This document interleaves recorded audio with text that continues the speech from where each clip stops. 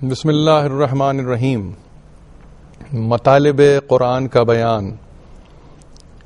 ہم اپنے فکری سفر کی منازل کو طے کرتے ہوئے 12ویں منزل پر آج آپ پہنچے ہیں.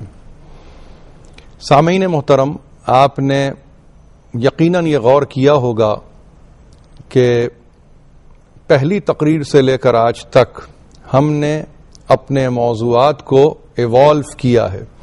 یعنی قرآن مجید نے ہمیں یہ توفیق دی کہ ہم اس کلام باری کو سامنے رکھتے ہوئے اپنے موضوعات میں فکر کو ان ارتقائی منزلوں سے لے کر جائیں کہ جس کے نتیجے میں کائنات کے مسائل ہم پر حویدہ ہو جائیں.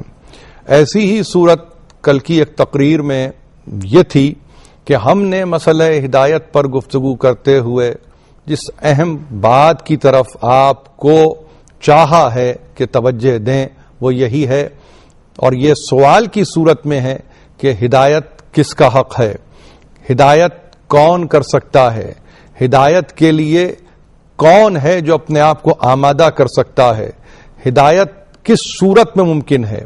چونکہ مسئلہ فقط ہدایت کا نہیں ہے بلکہ مسئلہ ایک ایسی کیفیت کا ہے جس میں ہدایت رشد بن جائے، ہدایت بلوغت فکر بن جائے، ہدایت قیامت تک کے لیے ایک ایسی صورت اختیار کر جائے کہ جس میں پھر کوئی سقم نہ ہو، کوئی غلطی نہ ہو، رتی برابر بھی امکان خطا نہ ہو. تو ایسی صورت میں ہادی کا انتخاب انسانوں کی نگاہ کا انتخاب نہیں بن سکتا، ہادی کا انتخاب انسانی افکار کا انتخاب نہیں ہو سکتا، بلکہ ہادی کا انتخاب وہی کرے گا کہ جس نے ہدایت کی ذمہ داری اپنے سر لی ہے. اور جس نے ہدایت کی ذمہ داری اپنے سر لی ہے گویا وہ کتابوں کو بھیج رہا ہے، ارسال رسول کر رہا ہے، اور پھر اس کے ساتھ ساتھ انبیاء کے سلسلے کو، پیغمبروں کے سلسلے کو تواتر کے ساتھ بھیجنے کے بعد وہ صریح اور روشن معجزے بھی بھیج رہا ہے تاکہ ہر صورت میں انسانیت کی فلاح اور نجات کا سامان بصورت ہدایت ہو جائے. ایسی صورت میں سورہ سجدہ کی ایک آیت نے ہماری مشکل کو آسان کیا، اور جس کی تلاوت کا شرف کل میں نے حاصل کیا. وہ آیت ہے وَجَعَلْنَا مِنْهُمْ أَئِمَّةً يَهْدُونَ بِأَمْرِنَا لَمَّا صَبَرُوا وَكَانُوا بِآيَاتِنَا يُوقِنُونَ. اس آیت کو اگر انتہائی زیرک نگاہ کے ساتھ اور دانائی کے ساتھ اگر انسان پڑھے تو محسوس یہ ہوگا کہ گویا اس میں انسانوں کی دنیا میں نہ کسی سلیکشن، نہ کسی الیکشن، نہ کسی الیکٹورل پروسیس سے یہ انتخاب ہوتا ہے بلکہ یہ خدائی انتخاب ہے. اور جہاں پروردگار علی اعلیٰ یہ کہے کہ ہم ہیں جو بناتے ہیں ان کو کہ جو راہبر ہیں، ہم ہیں جو بناتے ہیں ان کو جو راہنما ہیں، وَجَعَلْنَا مِنْهُمْ، ان میں سے أَئِمَّةً يَهْدُونَ بِأَمْرِنَا، اور ان کو امام بناتے ہیں، رہبر بناتے ہیں، اور ایسے بناتے ہیں کہ جو ہمارے امر سے ہدایت کرتے ہیں.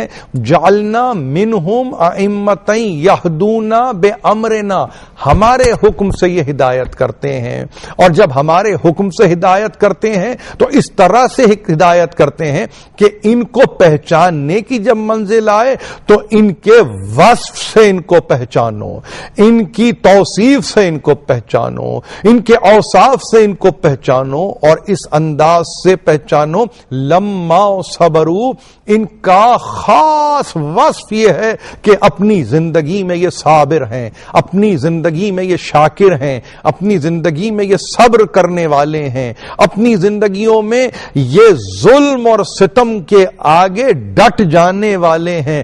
ظلم ان کا بگاڑ نہیں سکتا، ستم ان کے لیے مانع راہ نہیں ہو سکتا، بلکہ یہ اللہ کے راستے پر چلتے ہیں اور راستے پر ڈٹ جاتے ہیں, صبر کرنے والے کہلاتے ہیں, صابرین کی منزل پر آتے ہیں. اور ایک آخری اشارہ کیا قرآن مجید نے یہ کہہ کر وَقَانُوا بِآيَاتِنَا يُوقِنُونَ, اور یہ ہماری آیتوں کا دل سے یقین رکھتے ہیں. یہاں آیت کا مطلب قرآنی آیتیں نہیں ہیں, یہاں آیت کا مطلب سوروں کی آیتیں نہیں ہیں, بلکہ کائنات میں جو ذرے ذرے پر اس کی نشانیاں محیط ہیں, سماوات و عرض کے درمیان جو قادر کل کی نشانیاں محیط ہیں, پھیلی ہوئی ہیں اور وہ نظر آ رہی ہیں, وہ ان پر یقین رکھتے ہیں. ایمان تو لاتے ہی ہیں, مگر ایمان درجہ بدرجہ بلند جب ہوتا چلا جاتا ہے تو یقین کی منزل پر جا کے ٹھہرتا ہے. تو وہ ان آیتوں کا یقین رکھتے ہیں, ان نشانیوں کا یقین رکھتے ہیں, ان نشانیوں پر یہ پوری طرح سے اپنے ایقان کو باقی رکھتے ہیں. یہ وہ ہیں, یہ صابرین ہیں. یہ کون ہے؟ صبر کرنے والے ہیں. صبر کیسے کیا انہوں نے؟ وَلِنَبْلُوَنَّكُمْ بِشَيْءٍ مِّنَ الْخَوْفِ وَالْجُوعِ وَنَقْصٍ مِّنَ الْأَمْوَالِ وَالْأَنفُسِ وَالثَّمَرَاتِ وَبَشِّرِ الصَّابِرِينَ الَّذِينَ إِذَا أَصَابَتْهُمْ مُصِيبَةٌ قَالُوا إِنَّا لِلَّهِ وَإِنَّا إِلَيْهِ راجعون. یہاں سورہ بقرہ نے انتہائی مدد کی آپ کی. دوسرا سورہ کلام مجید کا صرف ایک لفظ کو سمجھانے کے لیے, لفظ صابر یا صابرین کو سمجھانے کے لیے اس آیت نے قیامت تک کے لیے مسئلے کو حل کر کے رکھ دیا. کون ہوتے ہیں صابرین؟ یہ وہ ہوتے ہیں کہ جن کو جب آزمایا جاتا ہے, جب تمہیں آزمایا جاتا ہے, وَلِنَبْلُوَنَّكُمْ بِشَيْءٍ, مختلف اشیاء سے آزمائش ہے انسان کی, تو جب آزمایا جاتا ہے کس کس شے سے؟ سنو, وَلِنَبْلُوَنَّكُمْ بِشَيْءٍ مِّنَ الْخَوْفِ وَالْجُوعِ, کبھی خوف سے ان کو آزمایا جاتا ہے, کبھی بھوک سے ان کو آزمایا جاتا ہے, کبھی پیاس سے ان کو آزمایا جاتا ہے. خوف اور جو سے آزمائش کے بعد پھر ایک منزل آگے بڑھتے ہوئے, جہاں منزل ابتلا ہے, نبلونکم بشیء من الخوف والجوع ونقص من الاموال والانفس والثمرات, ان کے مال کے نقصان سے ان کو آزمایا گیا, ان کے نفسوں کے زیاں سے ان کو آزمایا گیا, ان کے ثمرات میں نقصان سے ان کو آزمایا گیا. وبشر الصابرین الذین, مگر بشارت ہو ان صابرین کو, ان کو کیا, کون ہے وہ صابرین؟ الذین, بشر الصابرین الذین اذا اصابتہم مصیبہ, یہ جو کچھ بھی صورتیں ہیں, مصیبت کی صورتیں, یہ ان کے نصیب میں ہیں, یہ ان کا حصہ ہیں, یہ ان کو پہنچی ہیں, ملی ہیں, من جانب اللہ ملی ہیں, بصورت آزمائش ملی ہیں. اذا اصابتہم مصیبت قالوا انا للہ وانا الیہ راجعون. یہ وہ ہیں صابرین کہ جن پر مصیبتیں جب آتی ہیں, جو ان کی حیات کا حصہ ہیں, جو ان کا نصیب ہیں. لفظ نصیب کو قرآن میں دیکھیے, لفظ نصیب کو لغت میں نہ دیکھیے, لغت قرآن میں اس لفظ کو دیکھیے. جب ان کا حصہ بن جاتی ہے زندگی میں, جس کو کبھی نقص اموال کہا جائے, جس کو کبھی ثمرات میں نقصان کہا جائے, جس کو کبھی جو کہا جائے, جس کو کبھی پیاس کہا جائے, جس کو کبھی تکلیف کہا جائے, جس کو یہاں تک کہ جس کو قرآن مجید نے کہا کہ یہ مصیبت ہے, اور ایسی مصیبت کہ اب یہ صبر کی منزل پر ان کو مصیبت لے آتی ہے, اور اب جب صبر کرتے ہیں تو اتنا صبر, اتنا صبر, اتنا صبر کہ صبر کے نتیجے میں اب ہم ہماری بارگاہ سے انہیں بشارت دیتے ہیں, خوشخبری دیتے ہیں. وہ بشر الصابرین, ہم بشارت دیتے ہیں, خوشخبری دیتے ہیں صابرین کو. یاد رکھیے, خوشخبری دینے والا, ڈرانے والا رسول ہے, ہادی ہے, پیغمبر ہے, اللہ کے پیغام کو پہنچا رہا ہے, بشیر و نذیر ہے. ظاہر ہے کہ وہ پیغام دے رہا ہے, قرآن میں اس پیغام کو محفوظ کر دیا گیا. بشر الصابرین, صبر کرنے والوں کو بشارت دی جا رہی ہے. کس بات کی؟ وبشر الصابرین الذین اذا اصابتہم مصیبہ, کہ جب ان پر مصیبت پڑتی ہے تو وہ کیا کہتے ہیں؟ وہ فرار ہو جاتے ہیں، وہ منزل کو چھوڑ دیتے ہیں، وہ محفل حضر کی ہو یا جنگ کی ہو، کیا وہ اپنے آپ کو اس سے دور کر دیتے ہیں؟ نہیں، وہ حضور ہو یا وہ کسی بھی منزل پر اپنے آپ کو پائیں تو ایک صورت ہوتی ہے، زبان پر بے اختیار آتا ہے انا للہ و انا الیہ راجعون. ان پر وہ وونس جس کو آپ زخم کہتے ہیں، کاری زخم کہتے ہیں، جن کو آپ یہ کہیں کہ وہ زخم جو ان پر پڑ رہے ہیں، خواہ وہ روح پر لگ رہے ہوں، جسم پر لگ رہے ہوں، قلب پر لگ رہے ہوں، مگر زبان پر جاری و ساری ہے انا للہ و انا الیہ راجعون. بے شک ظاہر ہے کہ آئے ہیں اللہ کی طرف تو رجعت بھی اسی کی بارگاہ میں ہے، آنا وہیں سے ہے تو جانا بھی وہیں پر ہے، اسی بارگاہ سے چلے ہیں، اسی بارگاہ تک واپس پہنچنا ہے. اس آنے اور جانے میں جو ایک ہی طرف ہے، درمیان کا کوئی عرصہ اگر جسے زندگی یا عرصہ حیات کہا جائے اگر وہ ہے تو اس عرصہ حیات میں تنگ ہونے کی ضرورت کیا ہے؟ اس عرصہ حیات سے پریشان ہونے کی ضرورت کیا ہے؟ آئے بھی تو اسی کی جانب سے ہیں، جب اس کی جانب سے آئے ہیں تو یہ عرصہ حیات بھی اسی کا عطا کردہ ہے، اسی کی دین ہے، اسی کی نعمت ہے. تو اس عرصہ حیات میں شکر بھی ہے، صبر بھی ہے، ضبط بھی ہے، قرار بھی ہے، یہاں تک کہ ان کی زبان یہ کلام کرتی ہے کہ اللہ کی بارگاہ سے آئے ہیں، اللہ کی بارگاہ ہی کی طرف رجعت کرنا ہے. اولئک علیہم صلوات من ربہم ورحمہ واولئک هم المہتدون. یہ قرآن مجید ہے، فتویٰ نہیں دیتا، فیصلہ کرتا ہے. یہ قرآن کا طریقہ ہے، بشارت، یقیناً ایسی بشارت کہ پھر اب جن کی زبان سے یہ نکلا، زبان مبارک سے یہ نکلا، کون سا کلمہ جس کو آپ زندگی میں اس وقت ادا کرتے ہیں کہ جب کوئی دنیا سے گزر جائے. یہ سلیقہ دیا صابرین نے، زخم آئے، تکلیف ہو، مصیبت آئے، جاں کا زیاں ہو جائے، جسمانی تکلیف ہو جائے، روحانی اذیت ہو جائے،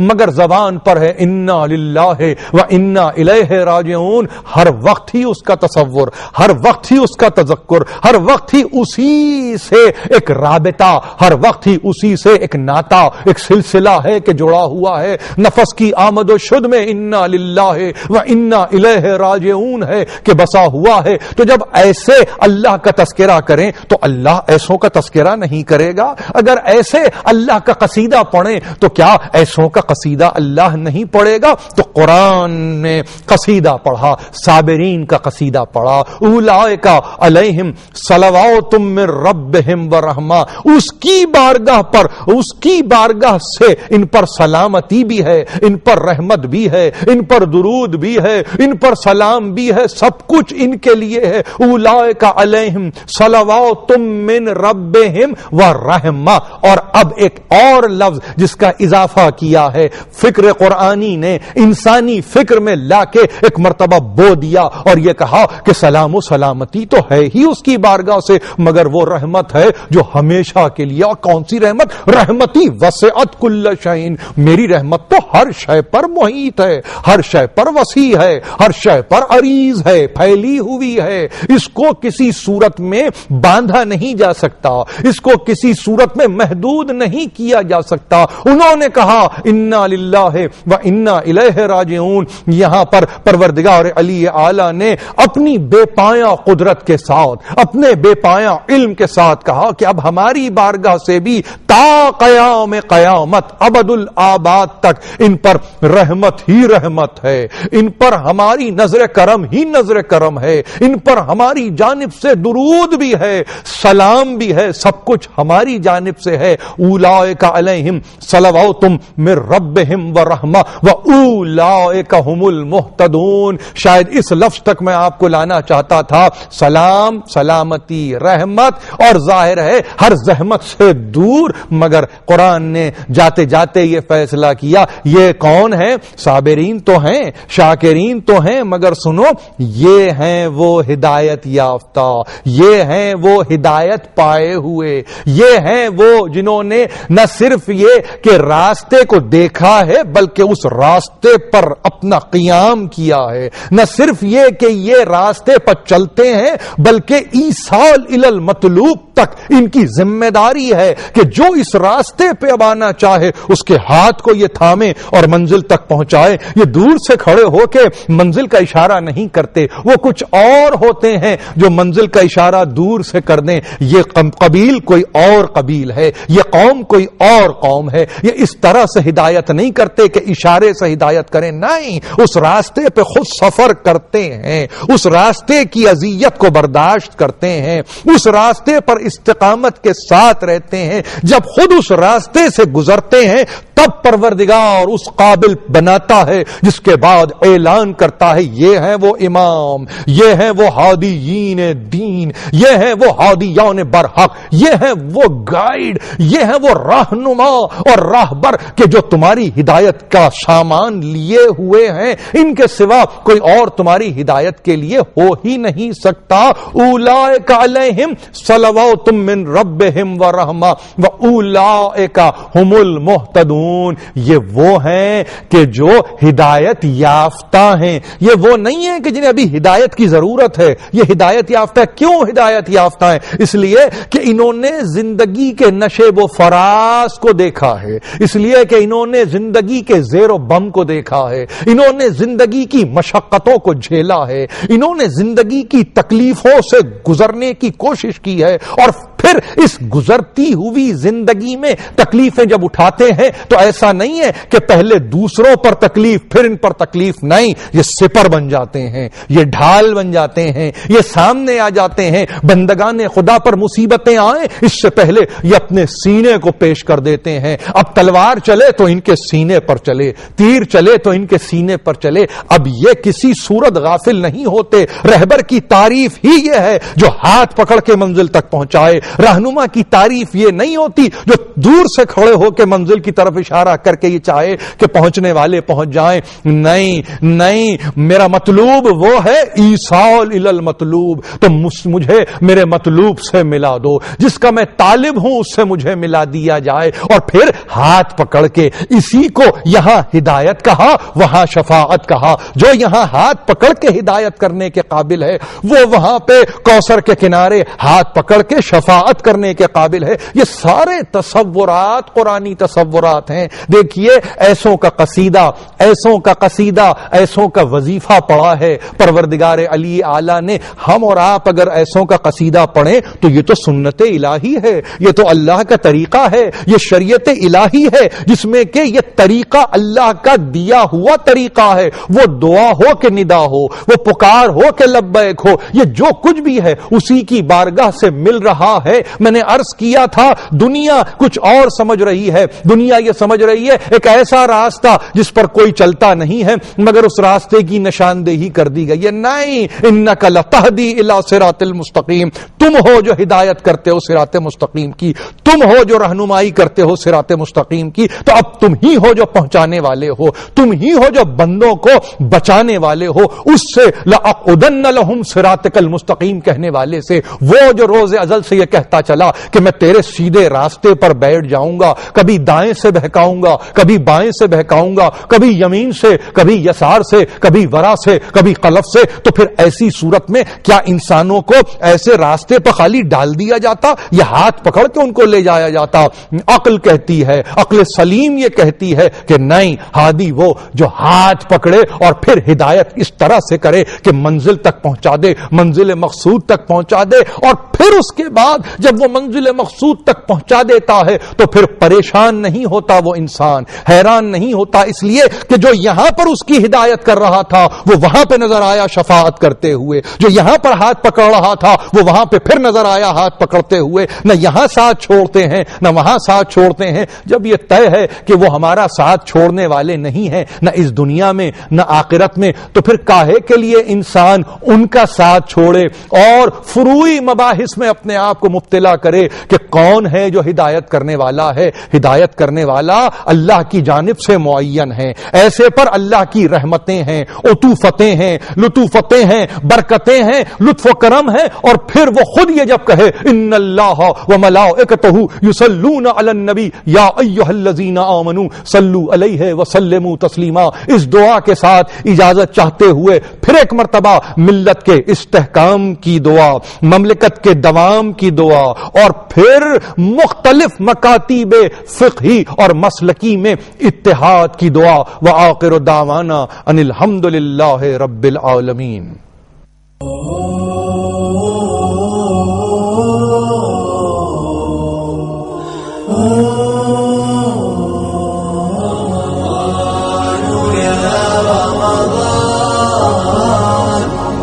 شهر الرحمة والغفران